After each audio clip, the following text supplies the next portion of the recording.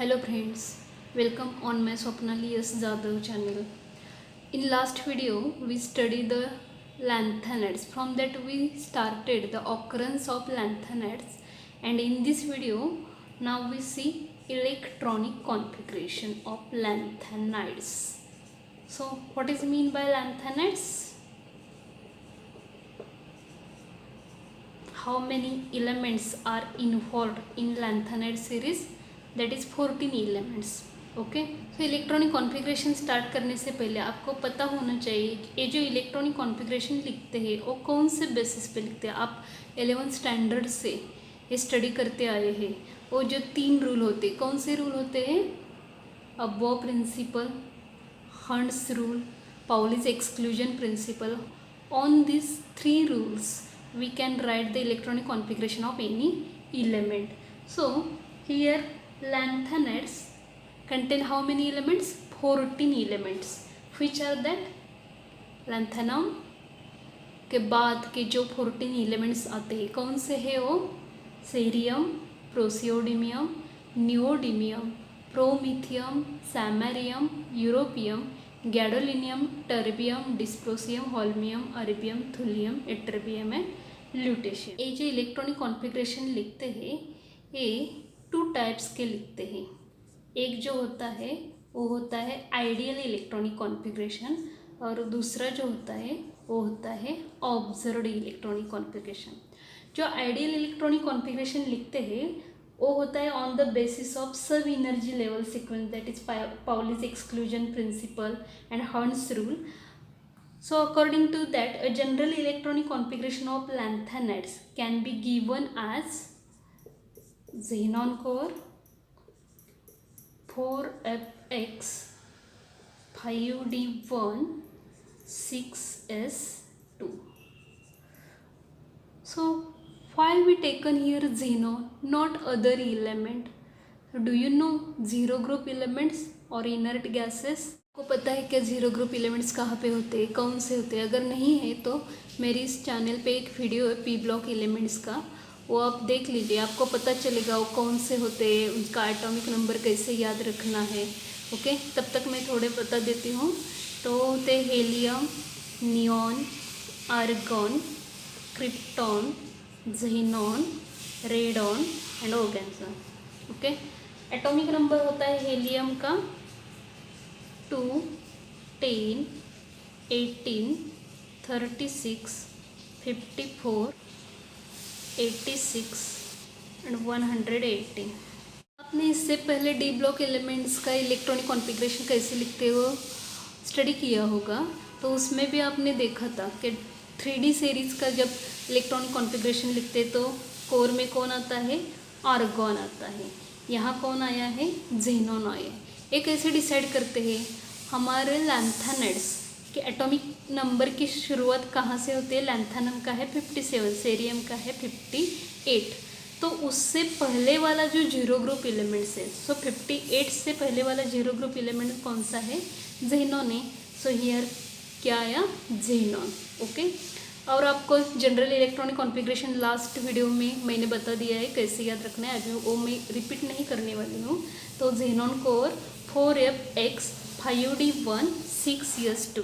Here x की value कहाँ से कहाँ होती है आपको पता है? यप ऑर्बिटल की कैपेसिटी कितने इलेक्ट्रॉन्स की होती है? 14 इलेक्ट्रॉन्स की.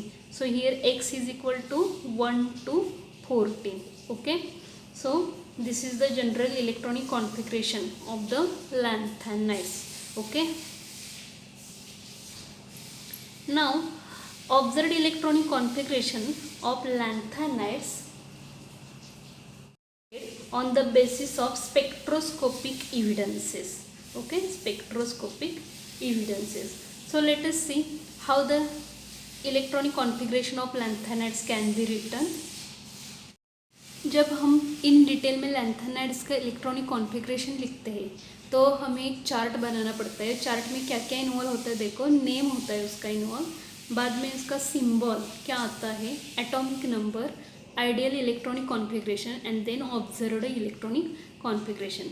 सो नेम लैंथानम लैंथेनम के बाद कौन होता है? Cerium, praseodymium, neodymium, promethium, samarium, europium, gadolinium, terbium, dysprosium, holmium, erbium, thulium, ytterbium and lutetium.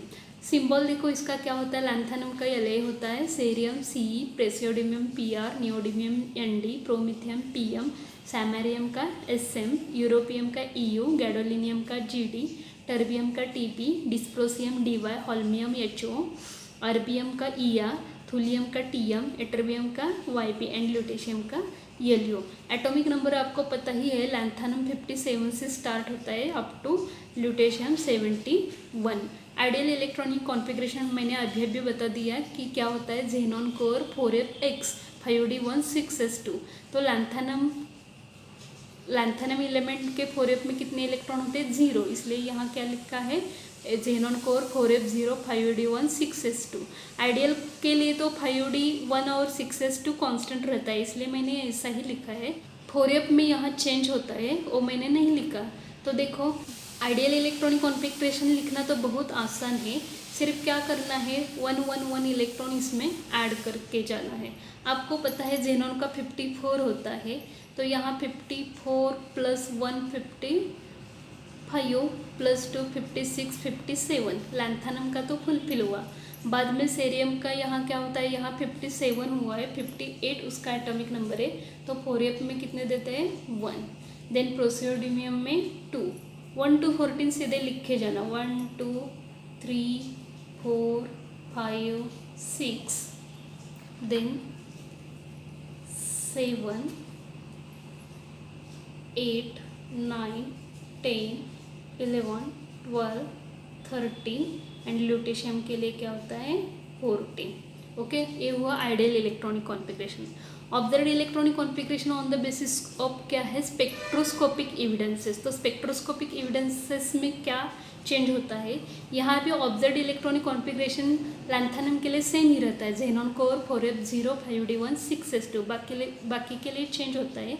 देखो क्या चेंज होता है? जेनॉन तो सेम रहता है, 6s2 भी सेम रहता है, चेंज कहाँ होता है? 4f और 5d में।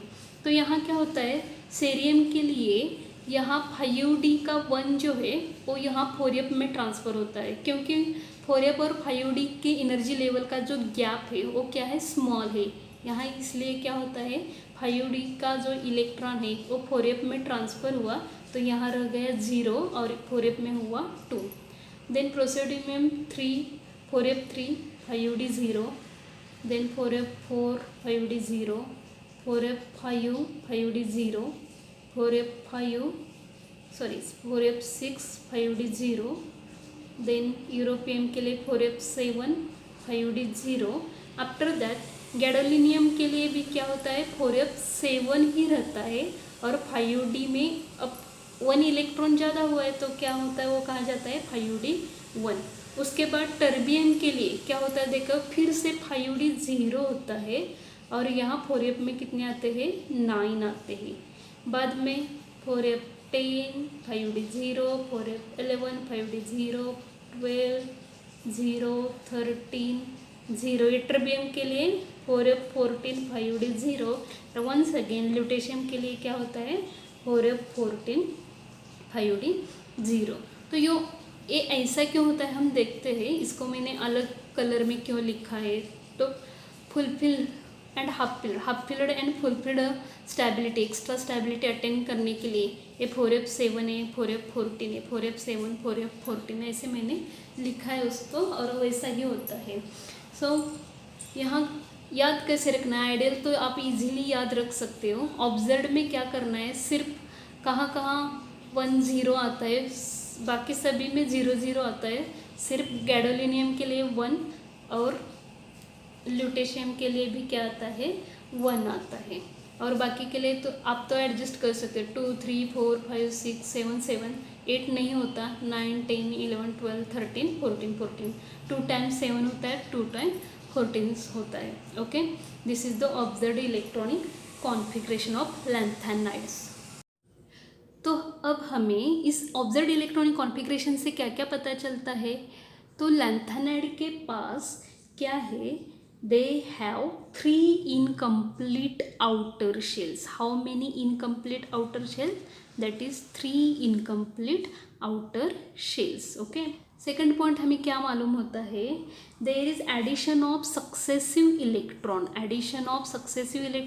इन which sub energy level, that is addition of successive electron in 4f sub energy level, hence they are known as the 4f block elements. और क्या पता चलता है हमको इससे, the outermost orbitals have identical electronic configuration. Outermost orbitals कौन से जिसके इलेक्ट्रॉनिक कॉन्फ़िगरेशन आइडेंटिकल है, वो है 5d एंड 6s. 5d का होता है 5d 0, 6s का होता है 6s 2 विथ एक्सेप्शन ऑफ, लेकिन इसको एक्सेप्शन है, कौन एक्सेप्शन है, जो मैंने ग्रीन कलर से दिखाई दिए हैं, वो कौन से, with exception of gadolinium and lutetium. Okay, ये आप थर्ड पॉइंट बता सकते हैं. क्या बता सकते हैं, the outermost orbitals 5d 6s have identical electronic configuration with exception of gadolinium and lutetium, hence they have considerable similarities in properties. Therefore ये जो लैंथेनाइड्स है वो क्या दिखाते हैं, सिमिलर प्रॉपर्टीज दिखाते हैं. और फोर्थ पॉइंट क्या है, the anomalies are found in the case of gadolinium and lutetium because of extra stabilities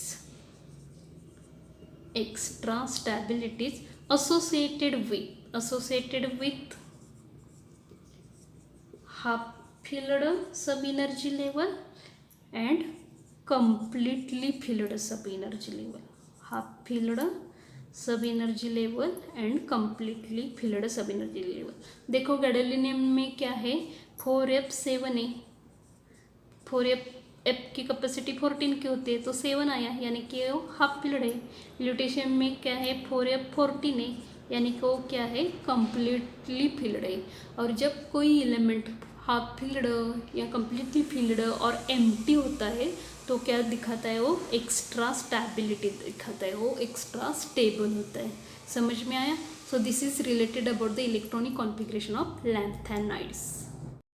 now we start next point from lanthanides, that is oxidation state. So do you know what is mean by oxidation state? Definition of oxidation state: the numerical charge present on atom or ion is known as oxidation state. The numerical charge present on atom or ion is known as the oxidation state. Okay, so stability of this variable oxidation states can be explained on the basis of outer electronic configuration. Hence here we that represent in the chart, that is lanthanides. I here represent symbol of lanthanides, atomic number and outer electronic configuration. अब हम क्या देखते हैं, इसका oxidation state देखते हैं. In general all lanthanides have more stable and common 3+ oxidation state. More stable and common, which oxidation state, that is 3+. Okay, so in chart I write here 3+ oxidation state for all cases of lanthanides. Besides this, some lanthanides also shows less stable, more stable तो +3 oxidation state होता है, और less stable कौन से oxidation state दिखाते हैं lanthanides, 2+ and 4+. All lanthanides not show, some lanthanides show, and these oxidation states are known as the anomalous oxidation states. Anomalous oxidation state. Remember that. Which are the anomalous oxidation state? 2+ and 4+, which are less stable, and more stable is 3+. So stabilities of these oxidation states can be explained on the basis of extra stability of the empty, half filled and completely filled subshell. So here we can see which lanthanide shows 2+ oxidation state. Okay, so first here neodymium shows 2+ oxidation state. Samarium also shows 2+ oxidation state. Europium also shows 2+.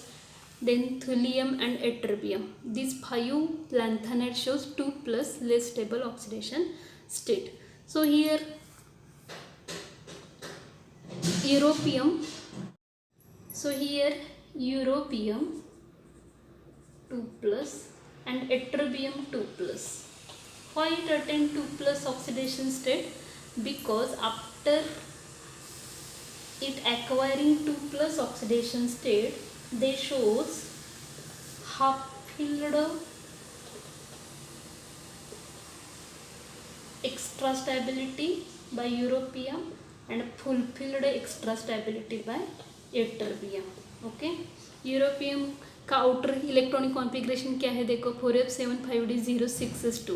When it shows 2 plus oxidation state, then it remove the 2 electron from that 6s and it acquires which electronic configuration, 4f75d06s2. So it attained the half-filled extra stability. Similar, ytterbium also lose 2 electron from 6s and it attain full-filled, that is 4f145d06s2 means full-filled extra stability. Okay.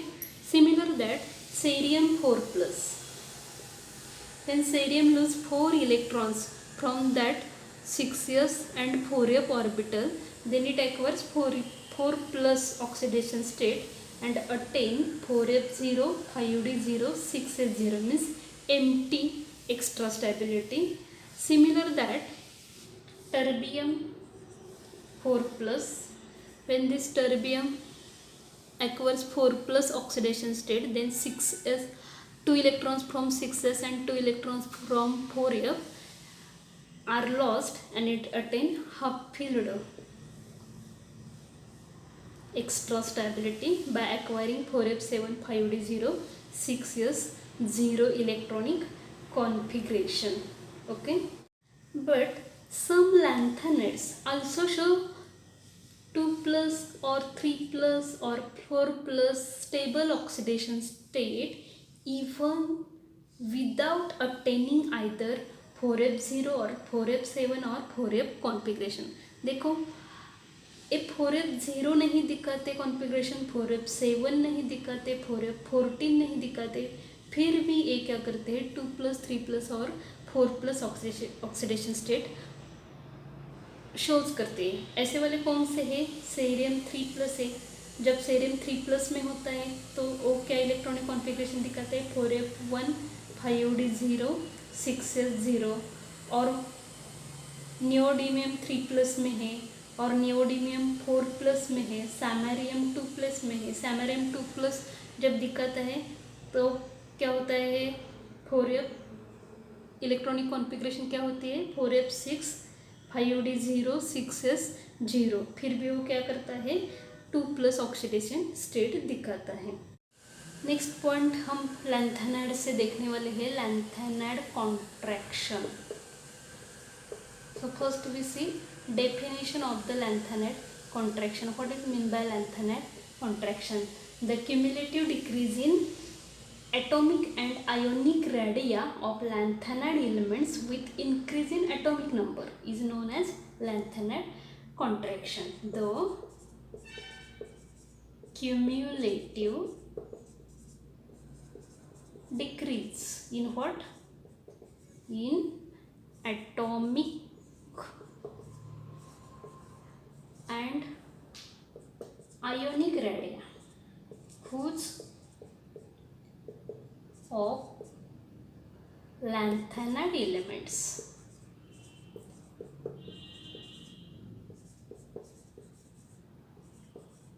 with increase in atomic number, with increase in atomic number is known as lanthanide contraction. The cumulative decrease in atomic and ionic radii of lanthanide elements with increase in atomic number is known as lanthanide contraction. Okay, lanthanide contraction क्यों होता है, इसके क्या causes है, ये हम देखेंगे. इसलिए नेक्स्ट पॉइंट है cause of lanthanide contraction. So there are two causes due to which lanthanide shows contraction. First one, poor shielding of 4f electrons. Poor shielding of 4f electrons. And second reason, gradual increase in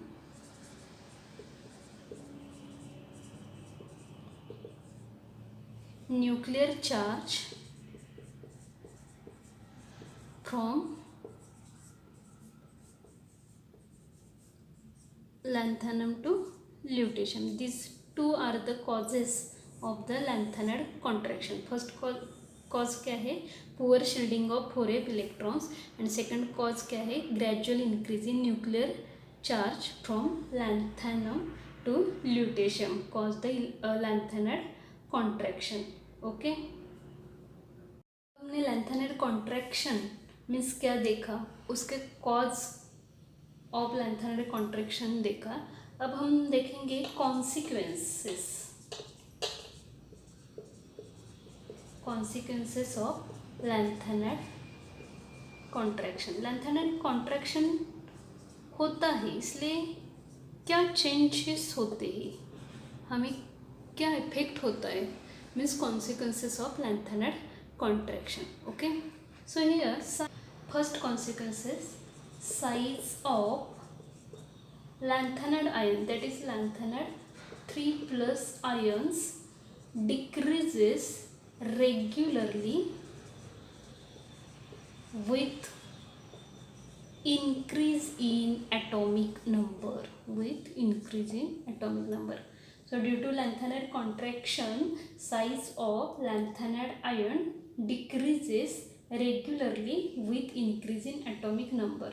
And due to which क्या होता है, covalent character of lanthanide hydroxide bond increases from lanthanum to lutetium. Size decrease होती है, इसलिए covalent character जो होता है वो क्या होता है, इंक्रीज होता है. And consequently LaOH thrice becomes more basic while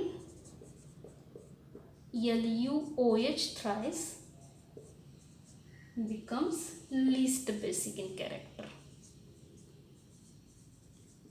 देखो पहला जो कॉन्सिक्वेंस क्या है, due to lanthanide contraction size of Ln3+ ions और size of lanthanide ions decreases regularly with increase in atomic number and hence covalent character of MOH bond increases from lanthanum to lutetium. Consequently, lanthanum hydroxide is more basic while lutetium hydroxide is least basic. This is the first consequence. Second, lanthanides show similar properties. All lanthanides जो होते हैं वो क्या करते हैं, shows similar properties दिखाते हैं. इसलिए क्या होता है, creating problem in their separation from each other. Therefore इसका separation करना क्या होता है, difficult होता है, creating problem in separation. Then third consequence, zirconium, hafnium, niobium, tantalum, molybdenum, tungsten, ruthenium, osmium, rhodium, iridium, palladium, platinum, silver, gold. These all pairs show similarities in properties. Shows similarities in properties. ये कहाँ से आया, आपको समझ में आया क्या? नहीं? अरे आपको second transition series, third transition series पता है क्या? सेकंड ट्रांजिशन सीरीज में कौन कौन आता है, yttrium, then zirconium, niobium, molybdenum, technetium, ruthenium, rhodium, palladium, silver and cadmium. और थर्ड ट्रांजिशन सीरीज में कौन आता है? Lanthanum, hafnium, tantalum, tungsten, rhenium, osmium, iridium, platinum, gold and mercury. ये जो एलिमेंट लिए वो यहाँ से लिए, सेकंड और थर्ड ट्रांजिशन सीरीज से क्या के लिए।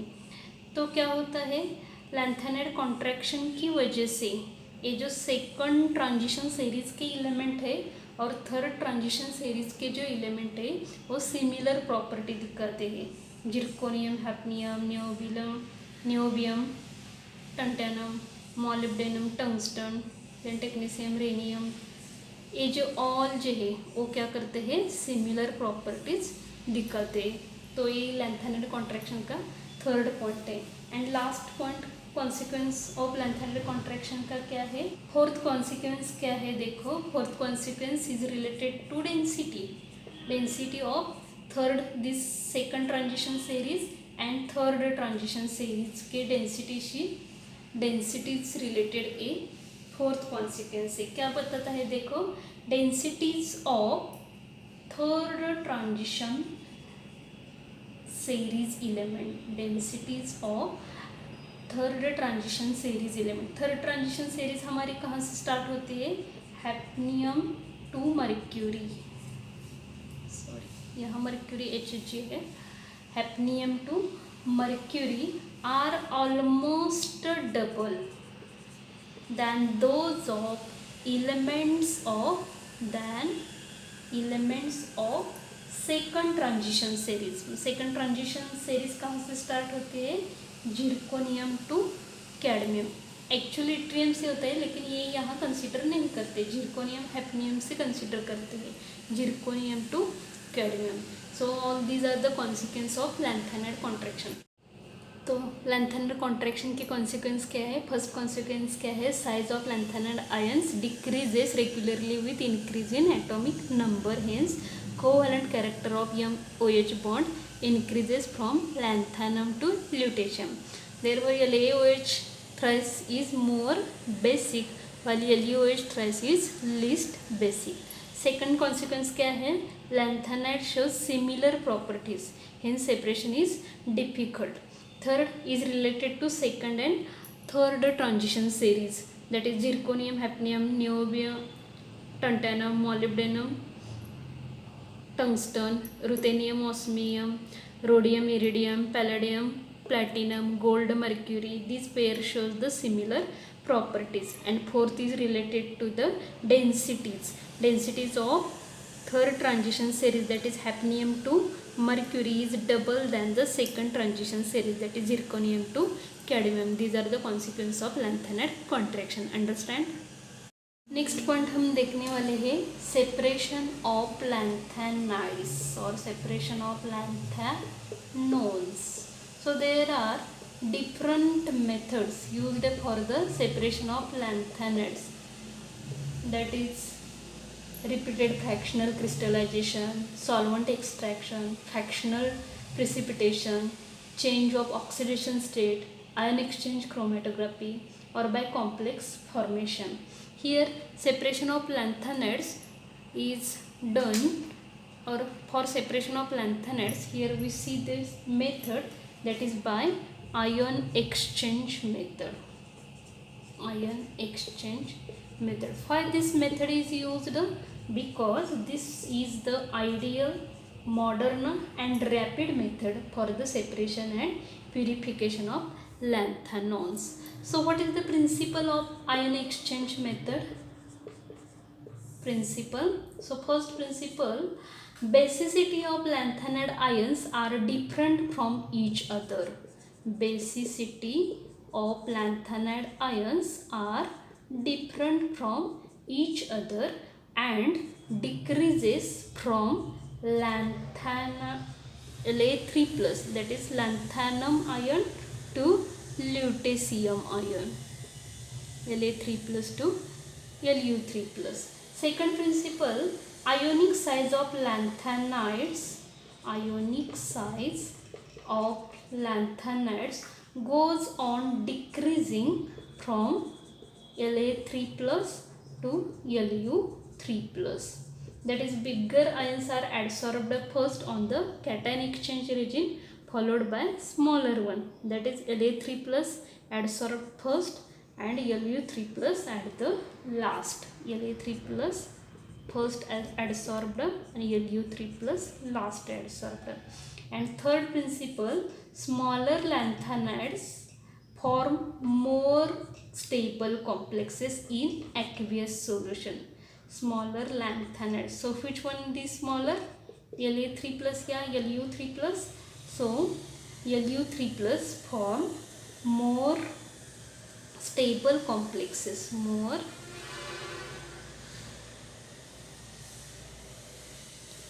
stable complexes in aqueous solution. So these are the three principles of ion exchange method. First one is basicity of lanthanide ions are different from each other and decreases from La3 plus to Lu3 plus. Second one, ionic size of the lanthanide goes on decreasing from La3 plus to Lu3 plus, that is bigger ions adsorbed first and smaller ion adsorbed the last on the cation exchange resin.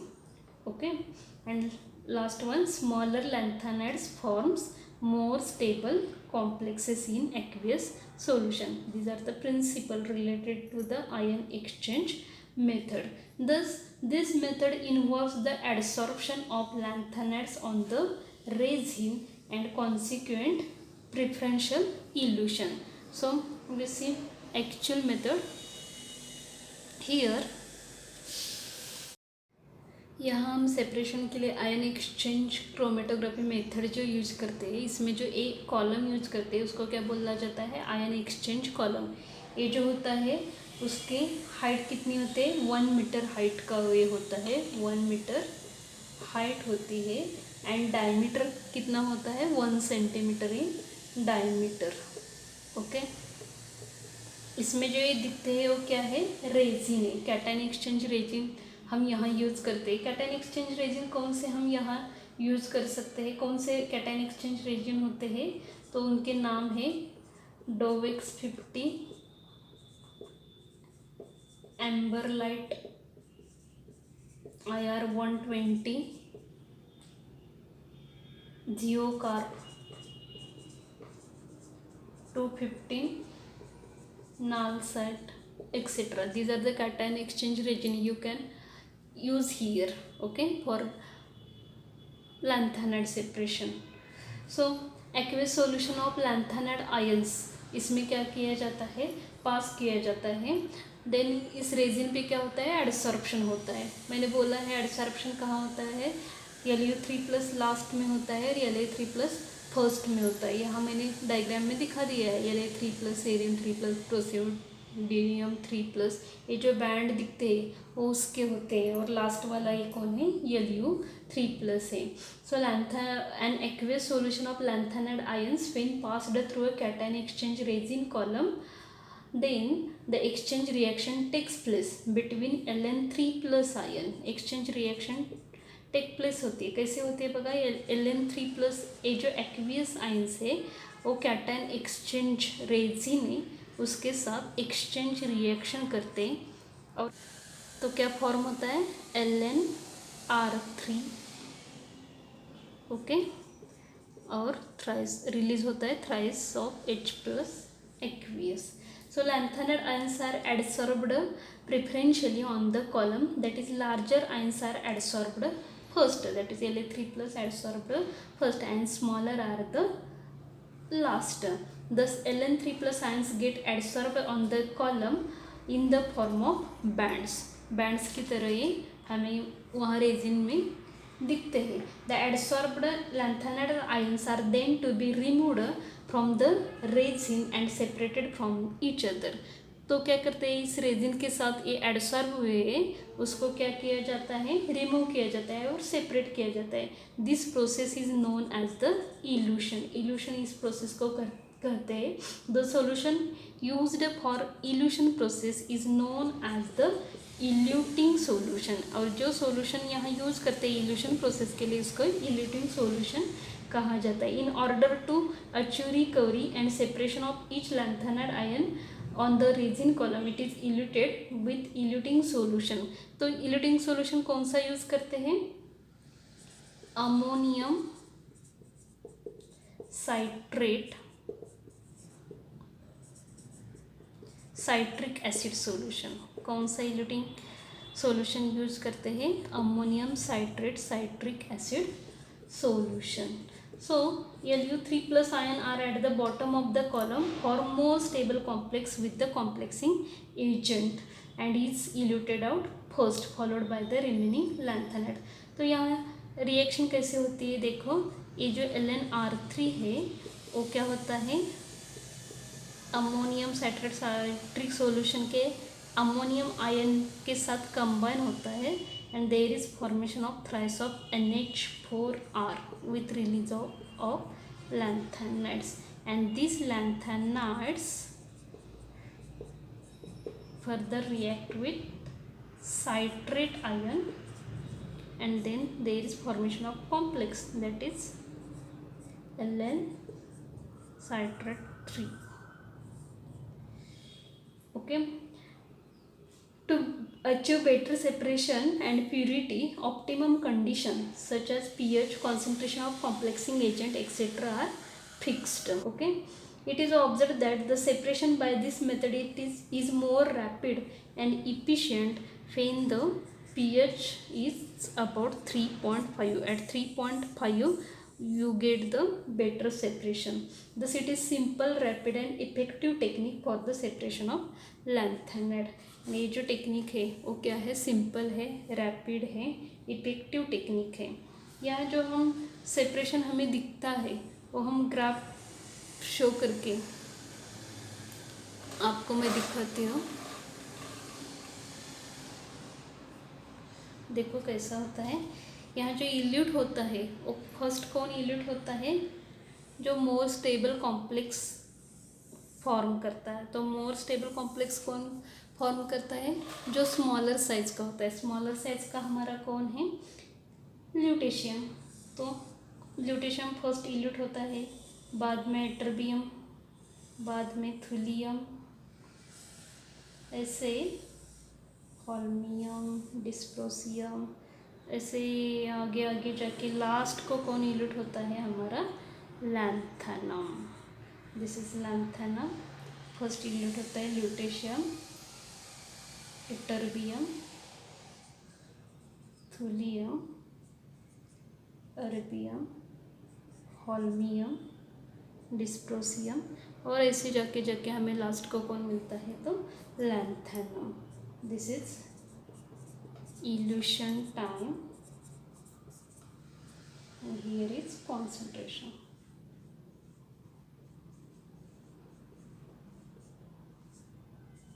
Okay, this is related about the separation of lanthanides. Understand? I hope जो आज हमने point देखे इस video में, पहला वाला क्या देखा हमने, इलेक्ट्रॉनिक कॉन्फ़िगरेशन ऑफ लैंथनाइड्स। बाद में हमने क्या देखा, उसकी ऑक्सीडेशन स्टेट ऑफ लैंथनाइड्स। बाद में उसमें हमने क्या देखा, लैंथनाइड कॉन्ट्रैक्शन। लैंथनाइड कॉन्ट्रैक्शन में हमने उसके कॉजेस देखे, क्यों होता है, उसकी वजह से क्या होता है, यानी कॉन्सिक्वेंस देखे। बाद में हमने सेपरेशन ऑफ लैंथेनॉन से सेपरेशन ऑफ लैंथनाइड्स देखा। उसमें सेपरेशन के लिए डिफरेंट डिफरेंट टेक्निक्स होते हैं, लेकिन मेथड्स होते हैं, लेकिन हमने उसमें से जो बेटर है, बेस्ट है, रैपिड है, वो कौन सी टेक्निक देखी, आयन एक्सचेंज क्रोमेटोग्राफी। सो आयन एक्सचेंज क्रोमेटोग्राफी में हमने उसके प्रिंसिपल देखे। प्रिंसिपल में 3 पॉइंट्स थे, वो देखे कौन से है, और हमें फाइनली जो सेपरेशन मिलते हैं वो अबाउट 99.9% मिलता है। उसके लिए condition pH and concentration of complexing agent fix करनी पड़ती है। तो पीएच एट अबाउट कितने पीएच को हमें बेटर सेपरेशन मिलता है, 3.5। Okay, So all these points are covered in this video related to lanthanides. I hope आपको ये सब पॉइंट्स अच्छी तरह से समझ में आए होंगे। अगर किसी को कुछ डाउट है किसी पॉइंट के रिलेटेड तो ज़रूर कमेंट बॉक्स में कमेंट करके पूछ लीजिए। और अगर ये आपको वीडियो अच्छा लगा हो तो अपने दोस्तों को शेयर कीजिए ताकि उनको भी उसका बेनिफिट मिल जाए। लाइक कीजिए, आप लाइक नहीं करते हो लाइक कीजिए। और अगर अभी तक किसी ने मेरी चैनल को सब्सक्राइब नहीं किया हो तो सब्सक्राइब कीजिए। Okay, thank you very much for watching my video.